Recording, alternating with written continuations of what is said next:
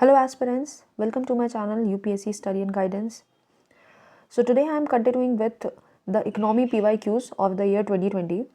I have already covered environment and ecology PYQs of the same year, and I have covered economy PYQs in one more video previously. Okay, so please go and watch it. This is the lecture 5th of this detailed PYQ series. See, PYQs are really important.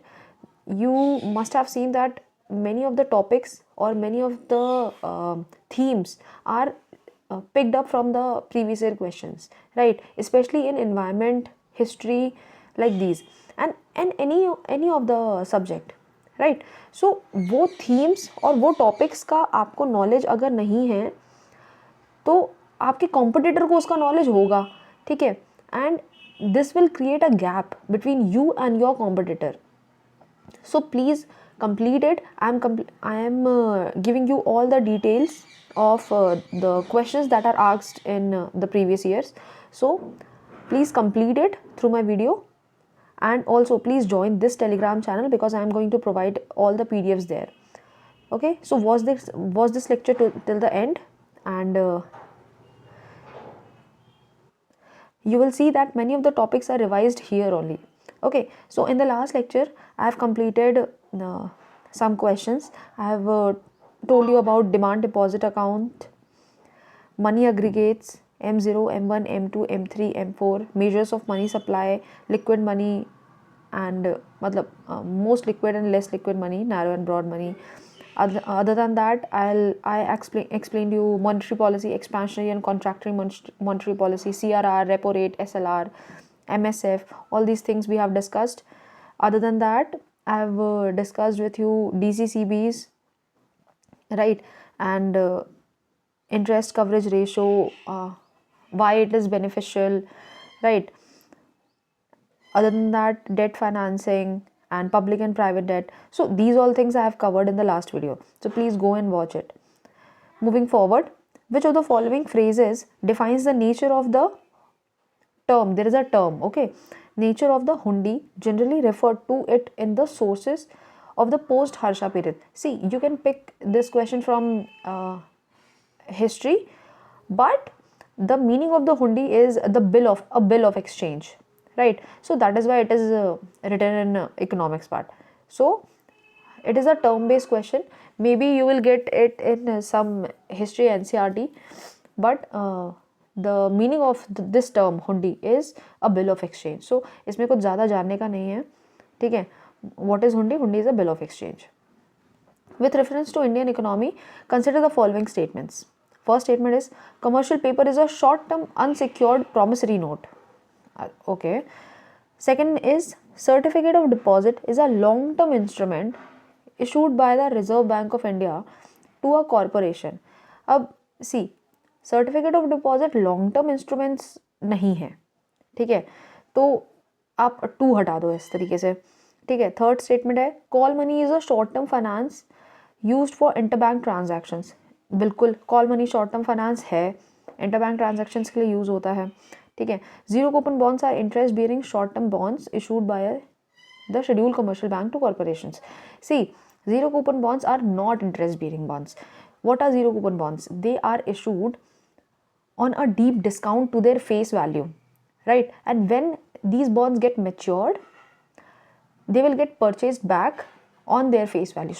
So the difference between the discounted price and the face value, that is the profit of the bond bearer, right? So zero coupon bonds are not interest bearing bonds. So fourth statement तो wrong है. By eliminating fourth statement, you will have A option and C option, like 1 and 2 only and 1 and 3 only. So you will see that 1 तो correct है. Now you have to see, now you have to get from statement 2 and statement 3, right? And हमने देखा कि call money भी short term finance है, inter bank transaction के लिए use होता है, तो 3 करेक्ट है, ठीक है. तो इसी में सीधे से C मार्क करिए और आगे बढ़ो. बहुत बेसिक क्वेश्चन है, बहुत कंसेप्चुअल क्वेश्चन है. आपको बेसिक नॉलेज होना चाहिए. आप जो भी बुक रेफ़र कर रहे हो, like Mrinal sir notes, Ramesh Singh book, जो भी आप बुक रेफ़र कर रहे हो, उसमें ये सारी चीज़ें मेंशन होंगी. ठीक है, रीड इट फ्रॉम देयर। अभी हम इसके बारे में और थोड़ा सा डिस्कशन करते हैं। सी, दो तरीके के मार्केट होते हैं, एक मनी मार्केट एंड एक कैपिटल मार्केट। मनी मार्केट में शॉर्ट टर्म फाइनेंशियल इंस्ट्रूमेंट्स की डीलिंग होती है। And what are short term financial instruments? Whose period of maturity is up to 1 year, right? So what are those? Call money, notice money, treasury bill, commercial paper, deposit certificates, trade bill. These all of these are short-term financial instruments. Okay, so other than that, in capital market, there is dealing in long-term financial instruments, right? Like equity, debt, IPOs, mutual funds, fixed deposits, right? So इन सारी चीज़ों की dealing capital market में होती है. And what is call money, notice money and term money? Call money is short-term financial instrument. It is used for interbank transaction, and the money is borrowed for 1 day only. The main difference between call money, notice money and term money is how many number of days that for the how many number of days the money is being borrowed, right? So call money may borrowed for 1 day, notice money may for from 2 days to 14 days, right? And for term money exceeding 14 days but less than a year. See, तो ये तीनों ही short term financial instruments हैं. The difference is कि कितने समय के लिए money borrow किया जा रहा है. मूविंग फॉरवर्ड, कॉमर्शियल पेपर्स क्या होता है? अब आप इसके नाम से इसको समझ जाओ. कॉमर्शियल पेपर्स, कॉमर्स, ठीक है, कॉमर्शियल, ये कॉरपोरेट्स इशू करते हैं. इसमें सिर्फ इतना डिफरेंस है कि ये गवर्नमेंट इशू नहीं करता, ये कॉरपोरेट्स इशू करते हैं. इट मीन्स प्राइवेट एंटिटीज़, ठीक है, या फिर प्राइवेट एंटिटीज़ या जो भी institutions, right. Zero coupon bonds मैं आपको पहले ही बता चुकी हूँ जीरो कूपन बॉन्ड्स क्या होता है, ठीक है. मूविंग फॉरवर्ड, किसान credit card scheme. Under the Kisan credit card scheme, short-term credit support is given to the farmers for which of the following purposes? See, this is the question of common sense. Basic common sense का question है ये, ठीक है. थोड़ा सा सोचना है और you will get the answer. अब देखो, 5 स्टेटमेंट दिए हुए हैं. यूपीएससी 5 के 5 स्टेटमेंट सही क्यों रखेगा? ठीक है, इसमें कुछ तो गलत होगा, तो वो ढूंढो जो एकदम सही हो सकता है एंड जो बिल्कुल भी सही हो ही नहीं सकता, ठीक है. So look for that statement. First statement is working capital for maintenance of farm assets. Absolutely correct. इसके लिए ही तो यूज होगा किसान क्रेडिट कार्ड, और किसके लिए यूज होगा, है ना? कुछ फार्म एसेट्स को मेंटेन करने के लिए, तो 1 तो क्लियरली सही होगा. सेकेंड स्टेटमेंट देखते हैं. Purchase of combine harvesters, tractors and mini trucks. ये थोड़ा सा डाउटफुल लग रहा है बिकॉज किसान क्रेडिट कार्ड स्कीम का जो लिमिट होता है, ठीक है, क्रेडिट कार्ड का जो लिमिट होता है वो कम होता है जनरली. लाइक अराउंड 3 लाख था पहले, अब इस साल के बजट में इसे इंक्रीज़ कर दिया गया है अप टू 5 लाख, ठीक है. तो 3 लाख में इतनी सारी चीज़ें परचेज करना थोड़ा डाउटफुल लग रहा है. नेक्स्ट देखते हैं. Consumption requirements of farm households, ठीक है, तो ये भी बेसिक है, कंजम्पशन रिक्वायरमेंट्स के लिए है, ठीक है. Next is post harvest expenses. यार देखो, पोस्ट हार्वेस्ट एक्सपेंसेस ऑब्वियसली होगा ना. अब ऐसा तो नहीं होगा कि नहीं आप प्री हार्वेस्ट ही कर सकते हो, ठीक है. अब जब फसल उग गई उसके बाद फिर उसको हार्वेस्ट करना, उसको ट्रांसपोर्ट करना, स्टोर करना, इन सारी चीज़ों का भी तो खर्चा लगेगा ना, तो पोस्ट हार्वेस्ट एक्सपेंसेस भी होंगे इंक्लूड. ओके, तो हमने देखा 1 है, 4 हो सकता है, 4 भी है और 3 थर्ड वाला भी हो सकता है, ठीक है. तो 1, 3 और 4 तो हमें मिल गया. फिफ्थ देखते हैं. Construction of family house and setting up of village cold storage facility.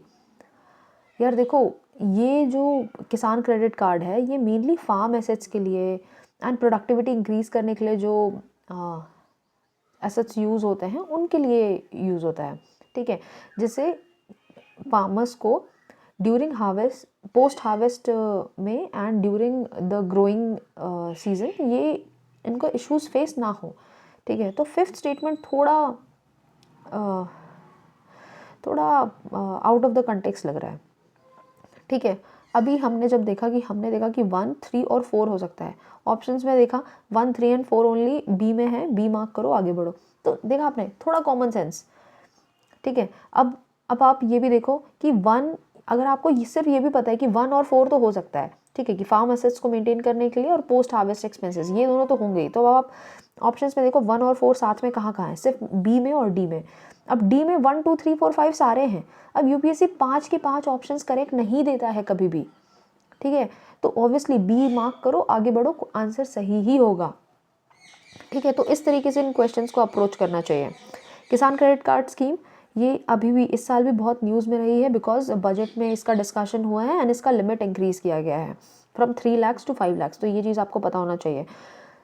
किसान क्रेडिट कार्ड स्कीम किन चीज़ों के लिए क्रेडिट सपोर्ट प्रोवाइड करता है, ठीक है, short term credit support provide करता है, पहले ये चीज़ आपको पता होना चाहिए। Post harvest expenses for the cultivation of crops, marketing loan, consumption requirement of farmer household, because that is basic consumption requirement, ठीक है। Working capital for maintenance of farm assets and activities allied to agriculture, allied activities के लिए भी ये credit support provide करता है, right right. तो ये सारी चीज़ें आपको पता होना चाहिए। किसान क्रेडिट कार्ड स्कीम कब इंट्रोड्यूस हुआ था, 1998 में इंट्रोड्यूस हुआ था, it is not very recent, ठीक है। अब इसमें एलिजिबल फार्मर्स कौन होंगे, इंडिविजुअल या जॉइंट बोरोवर्स भी हो सकते हैं, SHG, tenant farmers, sharecroppers, ये सारे लोग हो सकते हैं, ठीक है। अब किसान क्रेडिट कार्ड का लिमिट जो है वो budget of this year financial year 25-26 के लिए इंक्रीज़ कर दिया गया है अप टू ₹5 लाख, तो ये भी आपको पता होना चाहिए। Next question, in India cyber insurance for individuals, which of the following benefits are generally covered in addition to payment for losses of funds and other benefits. Cyber insurance में क्या चीज़ें कवर हो सकती हैं। सी, आप लोग ये सारी चीज़ें ना बहुत अलग से पढ़ नहीं सकते हो कि आउट ऑफ द कंटेक्स्ट आपको एकदम से याद आए कि नहीं मुझे साइबर इंश्योरेंस के बारे में पढ़ना है, ठीक है, तो ये हो नहीं सकता। तो ऐसे क्वेश्चंस ना थोड़े कॉमन सेंस से सॉल्व होते हैं, ठीक है। और अगर इसमें कोई भी हिंट वैसे अगर नहीं लग रहा है, वैसे लग जाता है, क्योंकि यूपीएससी अपने क्वेश्चंस में हिंट छोड़ता ही है, ठीक है, you just have to look for it. मैंने एक वीडियो बनाया है hidden secrets of PYQ, go and watch it, बहुत अच्छा वीडियो है वो। आप, मैंने उसमें एग्जांपल्स भी दिए हैं कुछ क्वेश्चंस को लेकर और मैंने उसको सॉल्व भी किया है, ठीक है। तो please go and watch it, एक बार उस वीडियो को देखो, आपको समझ में आएगा कि पीवाईक्यूज़ को सॉल्व कैसे किया जाता है, या फिर जब हमारे पास एग्जाम में क्वेश्चन आए तो उसे अप्रोच कैसे करना है, ठीक है। तो इस क्वेश्चन को देखते हैं, ठीक है। फर्स्ट स्टेटमेंट है, cost of restoration of computer system in case of malware disrupting access to one's computer, very much possible. क्यों? Cost of restoration of computer system, एक कंप्यूटर सिस्टम को रीस्टोर करने के लिए, कि ठीक है उसको ठीक करने के लिए इतना तो पैसा देगा ही ना। अब इंश्योरेंस का मतलब क्या ठीक करने के लिए भी पैसा नहीं देगा क्या, ठीक है, तो फर्स्ट तो होगा। नेक्स्ट क्या है, cost of new computer if some miscreant wilfully damages it, ठीक है। न्यू कंप्यूटर का पैसा दे देना, यार ये थोड़ा सा डाउटफुल लग रहा है, क्योंकि जनरली मेंटेनेंस का पैसा ज़्यादा जल्दी मिल जाता है एज़ कम्पेयर टू एक पर्टिकुलर पूरी चीज़ न्यू लेने का, ठीक है। तो सेकंड वाला थोड़ा डाउट में है, फर्स्ट वाला तो करेक्ट होगा, ठीक है। थर्ड देखते हैं, cost of hiring a specialised consultant to minimise the loss in case of cyber extortion.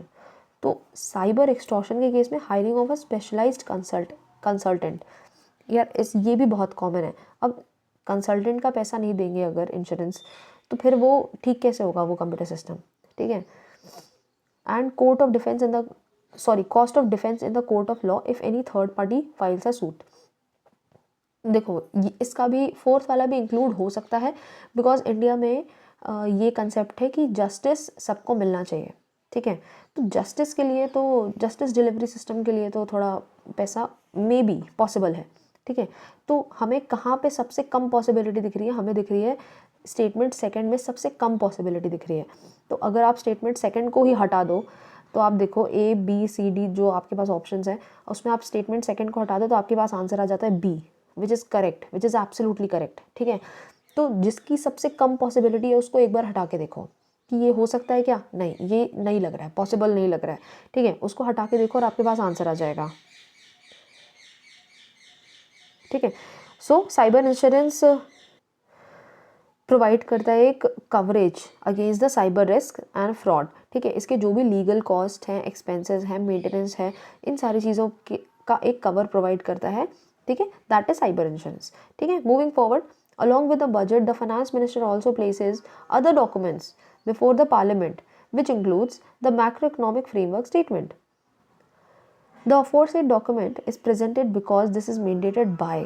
अब देखो, सबको पता है कि बजट के साथ कुछ डॉक्यूमेंट्स और प्रेजेंट होते हैं, और वो डॉक्यूमेंट्स को प्रेजेंट करना कौन से एक्ट के अंदर है? So that is under FRBM act, ठीक है। मतलब option D, provisions of the fiscal responsibility and budget management act 2003। अब FRBM एक्ट क्या होता है, इसके बारे में थोड़ा देख लेते हैं। It provides the responsibility of the central government to ensure the fiscal management and long-term macroeconomic stability, right? So during 1990s and 2000s there was a time कि एक बोरोइंग लेवल्स जो हैं वो हमारे कंट्री के वो बहुत ज़्यादा हो गए थे, ठीक है। And if borrowings are high then we have to pay interest on that also, ठीक है। So it was like a debt trap where the country is borrowing the money to pay out its debts, ठीक है। So it means creating a debt to pay off the debts, ठीक है।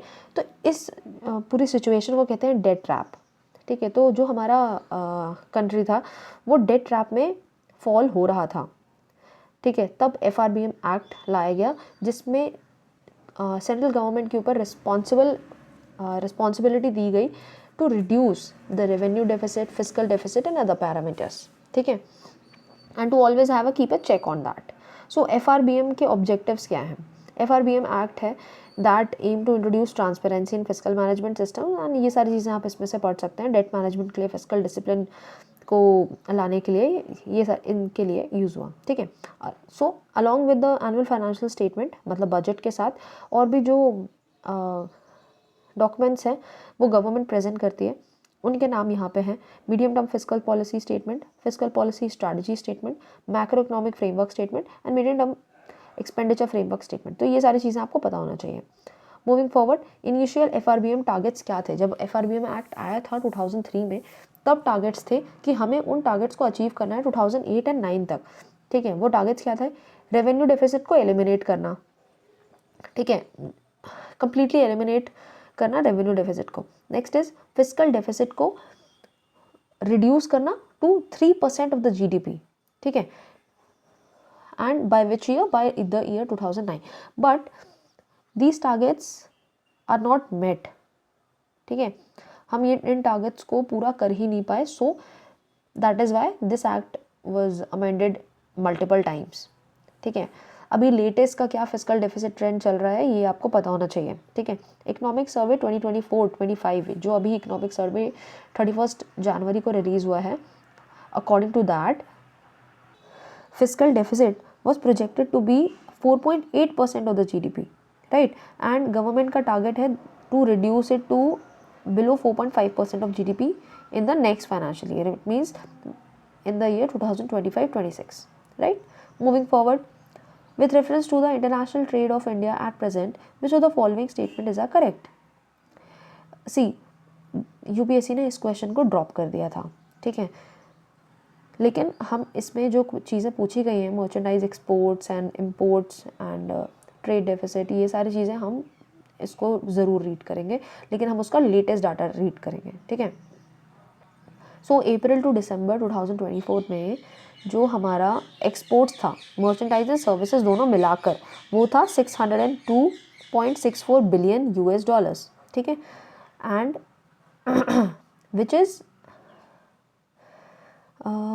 Is more than the previous year, ठीक है। तो कितने का growth हुआ था? 6%, अराउंड 6% का ग्रोथ हुआ था, ठीक है। अब मर्चेंडाइज एक्सपोर्ट्स एंड इम्पोर्ट्स, ये जो मैंने टेबल उठाया है ये PIB से लिया है मैंने, गवर्नमेंट ने का जो रिलीज़ किया हुआ डाटा था ये वो है। सो आप इसमें देख सकते हो मर्चेंडाइज इम्पोर्ट्स बहुत ज़्यादा हैं एज़ कम्पेयर टू एक्सपोर्ट्स, तो यहाँ पे हमारा मर्चेंडाइज में ट्रेड डेफिसिट रहता है, ठीक है। और इसमें भी सबसे मैक्सिमम ट्रेड डेफिसिट किस कंट्री के साथ रहता है? तो दैट इज़ चाइना, ठीक है। एंड सर्विसेज में हम सरप्लस चल रहे हैं, ठीक है। तो जो हमारा ट्रेड डेफिसिट है वो कम हो जाता है comparatively because of the services, because we are surplus in service export, right. So इसको भी आप एक बार ध्यान दीजिएगा, ठीक है। ओवरऑल भी हमारा अभी लेकिन अभी ट्रेड डेफिसिट ही चल रहा है, ये भी पता होना चाहिए, ठीक है। Now next, the term West Texas intermediate sometimes found in news refers to a grade of what? West Texas intermediate ये क्या है? ये एक क्रूड ऑयल का वेराइटी है, ठीक है। ये बहुत बेसिक है। देखिए, दो टाइप के मेनली क्रूड ऑयल मार्केट में हैं globally. First is Brent crude, next is West Texas intermediate, ठीक है। तो West Texas intermediate mainly US के रीजन्स एंड थोड़ा अपर रीजन्स इन सब में यहाँ पे मिलता है, ठीक है। तो ये आपको पता होना चाहिए। मैंने यहाँ पे डिफरेंसेस भी मेंशन करके रखे हुए हैं, तो ये भी आप एक बार इसको भी रेफर करना, ठीक है। नेक्स्ट है NYMEX फ्यूचर्स एंड उसके साथ इंटरकॉन्टिनेंटल एक्सचेंज। ये दोनों क्या है? ये दोनों ट्रेडिंग प्लेटफॉर्म्स हैं, ठीक है। These two are trading platforms जहाँ पर जो ऑयल है पर क्रूड ऑयल का पर बैरल में ट्रेडिंग होता है, ठीक है। कंट्रीज़ वहाँ पे ट्रेड कर सकती हैं, ठीक है। परचेज एंड सेलिंग यहाँ पर होता है। Moving forward, with reference to foreign direct investment in India, which one of the following is considered its major characteristic? FDI बहुत बेसिक टॉपिक है इकोनॉमी का, ठीक है। अब इसका FDI का कैरेक्टरिस्टिक ही तो पूछा है। सोचो, IAS जैसे बड़े एग्जाम में इतनी बेसिक क्वेश्चंस आते हैं, ठीक है। हमने फालतू बना के रखा है कि ये एग्ज़ाम बहुत टफ है। It is not at all tough if you have done basic things in the right way, ठीक है। एंड वो राइट वे क्या, कौन बताएगा आपको? वो राइट वे आपको पता चलेगा through PYQs। FDI every year FDI पे क्वेश्चन आता है, एक दो कभी कभी ज़्यादा भी आ जाते हैं, ठीक है। और अगर आपने PYQs के थ्रू या फिर मल्टीपल टाइम उसको अपने नोट्स में या बुक्स में ये सब रिवाइज नहीं किया है तो then you will miss the bus, ठीक है। तो इसमें देखते हैं statements. First statement is, it is the investment through capital instruments essentially in a listed company. क्या ज़रूरी है सिर्फ लिस्टेड कंपनी में ही हो, है ना? अनलिस्टेड में नहीं हो सकता। फर्स्ट स्टेटमेंट तो थोड़ा स्पेसिफिक बना दिया इसने, इन अ लिस्टेड कंपनी लिख के। सेकंड देखते हैं, it is largely non debt creating capital flow. हाँ, ये हमें पता है, FDI नॉन डेट क्रिएटिंग होता है, ये एक तरीके का इन्वेस्टमेंट आ रहा है हमारी कंट्री पे, ठीक है। और कैपिटल फ्लो कंसिडर किया जाता है इसको, ठीक है। It is, oh I am really sorry, मैंने इसको आई एम रियली सॉरी, ये नॉन डेट क्रिएटिंग है, ठीक है। कैपिटल फ्लो मैंने वर्ड गलत यूज़ कर लिया, ठीक है। इससे जो कैपिटल आता है इसे एक इन्वेस्टमेंट कंसिडर किया जाता है, ठीक है। तो ये नॉन डेट क्रिएटिंग है। Third is, it is investment which involves debt servicing. Not very much possible. D is, it is an investment made by foreign institutional investors in the government securities। सिर्फ government securities में, और foreign institutional investors जो FPI लेकर आते हैं, foreign portfolio investment लेकर आते हैं, और FDI फॉरेन डायरेक्ट इन्वेस्टमेंट, इन दोनों के बीच का डिफरेंस भी तो हमें पता है, ठीक है। तो FII-D तो नहीं हो रहा है, ठीक है। हमें अभी तक मोस्टली लगा कि B ही है, non debt creating capital flow, ठीक है। सो FII क्या है? FII जो है that brings the FPI to the country, ठीक है। FPI क्या है? FPI वो इन्वेस्टमेंट है जो शॉर्ट टर्म लॉन्ग टर्म कितने भी वक्त के लिए रह सकता है, जनरली शॉर्ट टर्म के लिए रहता है, ठीक है। बिकॉज FPIs को जहाँ जिस कंट्री में ज़्यादा प्रॉफिट दिखता है वो वहाँ पे स्विच कर जाते हैं, ठीक है। So they are considered as hot money, ठीक है। FDI क्या है? FDI is a investment by a non resident entity या person which who is resident outside in India, ठीक है, in the capital of the Indian company under foreign exchange management regulation 2017, ठीक है। FDI क्या है? Long term के लिए हम इसे कंसिडर करते हैं इन्वेस्टमेंट को, ठीक है। नॉन डेट क्रिएटिंग होता है ये, एंड इसमें as it has no direct repayment obligations, ठीक है। कोई भी डायरेक्ट रीपेमेंट ऑब्लिगेशन नहीं होता है FDI में। लॉन्ग टर्म इन्वेस्टमेंट है, नॉन डेट क्रिएटिंग है, तो ये सारी चीज़ें आपको पता होना चाहिए, ठीक है। अब FDI का इन्वेस्टमेंट लिस्टेड कंपनी या नॉन लिस्टेड कंपनी दोनों में हो सकता है, ठीक है। तो दोनों में ही हम इसको FDI कंसिडर करेंगे, ठीक है। जनरली 10% या फिर मोर का जो स्टेक है वो उस कंपनी में, पर्टिकुलर कंपनी में अगर इन्वेस्ट हो रहा है तो उसे FDI कंसिडर कर लिया जाता है। ठीक है, मूविंग फॉरवर्ड, गोल्ड ट्रांच या रिवर्स ट्रांच क्या होता है ये? ठीक है, अगर आपको इतना भी पता है ना कि ये IMF का होता है तो आप इसको सॉल्व कर लोगे। अगर ये क्या होता है, कैसे काम करता है, कुछ भी नहीं पता है, कुछ भी नहीं पढ़ा है, लेकिन सिर्फ इतना पता है कि ये IMF के द्वारा किया जाता है, then you can easily solve this question. क्योंकि पहला स्टेटमेंट वर्ल्ड बैंक मेंशन है, second statement central bank mention है, third statement WTO and fourth statement में ही सिर्फ IMF मेंशन है। ठीक है, so what is reverse tranche और gold tranche? It is a credit system granted by IMF to its members. ठीक है, So reverse tranche is basically an emergency account that IMF members can access at any time without agreeing to conditions or paying a service fee. ठीक है, in fact the first 25% of reverse tranche portion charges no interest. ठीक है, तो ये चीज़ें आपको पता होना चाहिए। किसका है? IMF का है, एक इमरजेंसी अकाउंट की तरह काम करता है फॉर IMF मेंबर्स, इसको कभी भी एक्सेस कर सकते हैं। And the first 25% of the reverse tranche portions charges no interest. ठीक है, तो ये सारी चीज़ें आपको पता होना चाहिए। Moving forward, in if another global financial crisis happens in the near future, which of the following actions या policies are most likely to give some immunity to India? ये भी बेसिक कॉमन सेंस का question है।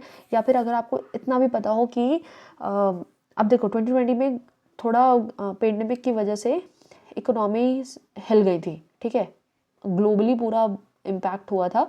ठीक है, तो उससे भी रिलेट होकर ये क्वेश्चन पूछा गया था। एंड अगर आपको नहीं भी आता तो थोड़ा सा कॉमन सेंस लगाना है। ठीक है, first is not depending on short term borrowing, foreign borrowings.